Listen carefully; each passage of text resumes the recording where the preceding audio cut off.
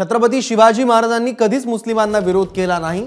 छत्रपतींनी युद्धात हाती लागलेल्या मुस्लिमांवर अत्याचार केले नाही।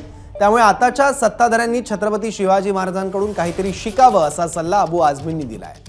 त्यांच्या या वक्तव्यावर प्रकाश महाजनांनी काय म्हटलंय पाहूया। छत्रपति शिवाजी महाराज का कैरेक्टर दिखाना बहुत जरूरी महाराज था। मैंने कहा कि म्यूजियम बनेगी तो उसमें आप दिखा देना एक कि छत्रपति शिवाजी महाराज का जो सेनापति था वो मुसलमान था। छत्रपति शिवाजी महाराज का जो बॉडीगार्ड था वो मुसलमान था, उनका वकील मुसलमान था।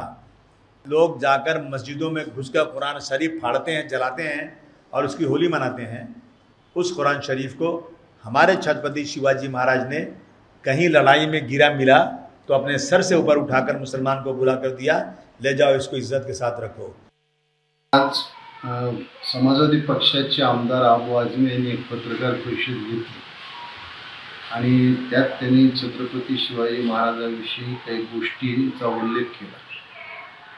सर्वप्रथम तर छत्रपती शिवाजी महाराजांचा आदर्श सगळ्यांनी घेतला पाहिजे याविषयी कुठेही दुमत नाही, पण अबू आझमीचा अभ्यास अपूर्ण आहे आणि त्यांनी सोयीचा अभ्यास केला असल्यामुळे मला असं वाटतं की छत्रपती शिवाजी महाराजांचे 11वे गुरु मुस्लिम होते असं त्यांनी एका ठिकाणी उल्लेख केला। म्हणजे याच्या अगोदरचे 10 गुरु कोण होते हे अबू आझमींनी सांगायला पाहिजे। एबीपी माझा, उघडा डोळे बघा नीट।